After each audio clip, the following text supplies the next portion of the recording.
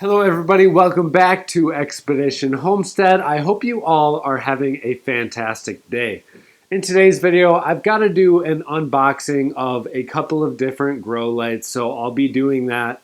And then during the entire process, I'm going to talk to you guys about what I've experienced so far with grow lights that you can buy off of Amazon, what you should look for and what you should look out for when growing indoors and using LED grow lights. Generally, I am under the consensus that you don't have to spend $200, $300, $500 on a grow light. You can spend around $100 to $120 to $145 and get a really decent quality light, which will grow most of everything you need to grow indoors when it comes to houseplants and stuff like that, and even cacti. You can grow a lot of cacti with a pretty basic 1000-watt LED grow light. Without further ado, let's get to the unboxings. I'll show you the lights we've got here, compare them real quick, not going too far into specifics because, again, I just don't think they're that crucial when it comes to growing houseplants indoors. All right, first off, in the more basic of the two is just a QB series. This is the QB1. We just got a very basic driver on the back of an LED panel. Now these LEDs give off a certain wavelength that is going to help your plants grow. These are going to be obviously predetermined and selected to grow plants. I mean, the companies that are selling these are not stupid. They understand what kind of light your plants are going to need. So generally, you get a full spectrum LED grow light. Look for that. That's really as deep as you got to go into it when growing houseplants. But a great thing to look at that will make a difference between a lower quality LED grow light and a higher quality one is going to be the micromoles, the units that we have there. So this one I think is 2.7 2.7 per joules. So that is going to be important for us, the users on the end. The more efficient or the higher number that is, the better grow light it's going to be. Now, if you're out there, again, spending hundreds of dollars because you've got to get a super high micromole per joule, then is it going to pay off? It's hard to tell. It kind of depends on what you're growing. Growing houseplants, doesn't matter. So this is about as basic as it gets. Again, you can grow anything you want, all of your houseplants you want to, with a light like this, and it's very, very affordable. I'll have the link in the description below. Now we've got the Vivosun full spectrum LED grow light. This is their 1000-watt model, and I've got to say, it looks pretty good.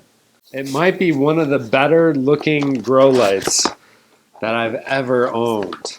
And I've owned a lot of grow lights. I mean, I've got a lot of people reaching out to me for exposure. You know, these videos are not paid for. I'm not paid to do these videos or to give any sort of bias towards the products, which is why I usually keep it pretty simple, because these LED grow lights can really handle a lot of different plants and you don't have to break the bank for it. This Vivosun is really a medium range grow light. So somebody who's really trying to get a little bit more serious and wants to provide their plants with some high quality light, that's what you're going to really, really achieve with this light. All right, this thing looks good. It's got the dimming knob on the side there. Vivosun logo.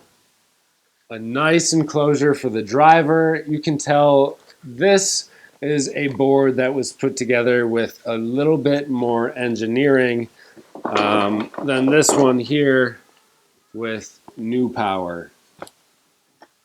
This Vivosun is created with anchor points on the LED panel, so it's very easy to just take your aircraft cable, snap it onto there, and you'll be ready to grow. We've got the power supply and the booklet in there as well. Alright, so this grow light's got a lot of cool features, and to let you guys know, it is using the Samsung LM301H diodes. So those are the new Samsung diodes they've got in there. It's got a power factor of over 88%.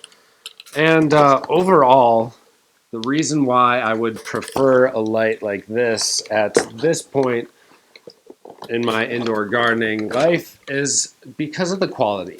I know that this thing isn't just going to break apart. It's really got some nice solid attributes to it. I can tell this was engineered to a pretty high level of quality, especially for the price.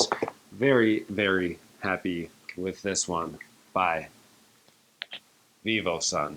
All right, so I said earlier, both of these lights are going to grow all of my own indoor plants. I've got Sansevieria, Puntia cactus, Epiphyllum, a couple of different barrel cactus, jades, aloes, carnivorous plants. We grow monstera down here. We grow all of our different cuttings and succulents, willow trees, elderberries, all kinds of plants come through our propagation station or our indoor growing areas really at some point in their life. So the question is, if both of these lights can grow all of those plants just fine, why would I use one over another?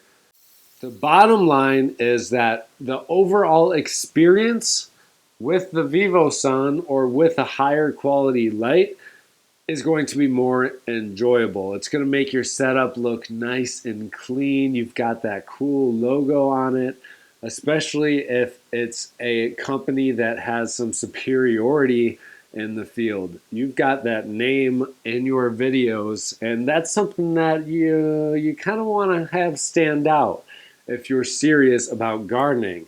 So if you're not so serious and you've just got to get by and you don't have a lot of money to spend on this stuff, don't be afraid to do that. There's absolutely nothing wrong with it. I mean, I went through probably 6 or 8 different cheap little 500, 600 watt grow lights that were really super flimsy, low quality, but they were cheap, and I had to grow some plants. I had to grow all of my indoor plants, all of my outdoor plants, so I could continuously make and pump out videos for you guys. So that's what got me through it when I didn't have a whole lot of money, and that was perfectly fine. Like I said, I've never had any issues with grow lights, no matter how cheap, unless you're getting like lights like these wand lights.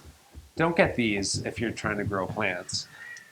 But if you get any sort of LED board that's above 300 watts, you're generally going to be able to grow whatever you have to. If you got it on a timer of 12 hours on and then 12 hours off, that's usually a great option for a lot of plants. You don't have to grow that long. You can do 8 hours, but nonetheless, you can get by with cheaper grow lights. So I'm very excited to start growing more stuff as we're starting to get around to the fall months here. Winter is going to be here before you know it, and we're going to be forced to be growing whatever we can down here. We're going to be taking a lot of cool experiments over the winter, so I hope you all tune in. If you've never been around for our winter season before, I think it's a lot of fun. Usually it's a blast because we get to do all sorts of cool stuff indoors. And these are different projects and experiments that you guys can do at home with your whole family or your kids if you got them. My kids absolutely love propagating plants in the winter, so you know for sure we're going to have some videos on propagation, indoor houseplant tips and tricks. We're going to have willow tree cuttings and cloning them as well. All kinds of goodies for y'all, maybe even growing some veggies indoors this year. With that being said, I want to thank you all so much for tuning into the channel. I hope you're having an awesome gardening adventure as always, and we'll see you in the next episode.